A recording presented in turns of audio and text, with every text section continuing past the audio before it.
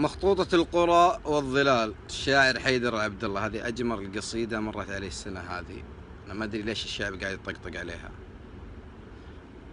وطن دون حوضه نتفانى، وعن العيش فيه لا نتوانى. رب حي عليه صار شهيدا، في هواه ويومه ما حان. وشهيد له وما زال حيا بين أرواحنا وعبر دمانا. لا تقل الحياة فيه عن الموت، فداه إن لم تجاوزه شانا. فبلاد تنمو أضر وأودى بمرام عدوها أحيانا.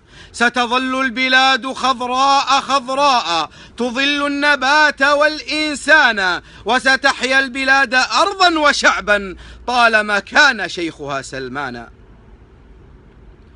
المليك الذي يحب كلينا، والمليك الذي نحب كلانا، والذي حوله نلف الأيادي، والذي في ظلاله نتدانى. منذ زدنا تنوعا في المعاني لم تزدنا يداه إلا احتضانا.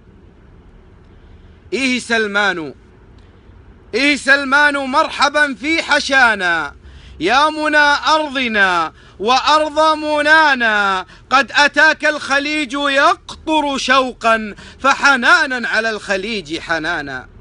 يا أبانا، يا أبانا وحسبنا حين تحصى، يا أبانا وحسبنا حين تحصى. اليتم أن تكون أبانا، خيمة في الهجير كنت، وفي البرد وفي جوفها تنام قرانا. فالحنايا وهبتنا إياها، والحنايا وهبتها إيانا. نحن لا نسكن البيوت، ففينا ملك في فؤاده سكنانا.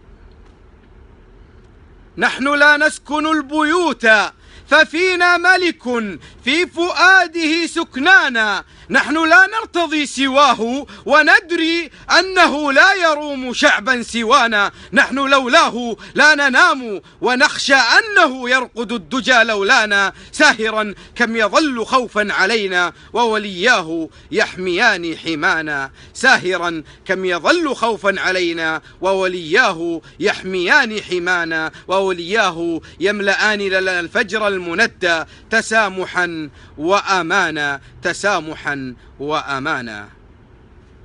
حسبي على قناة الساحة وعلى اللي خرب الذائقة الشعرية العامة للناس.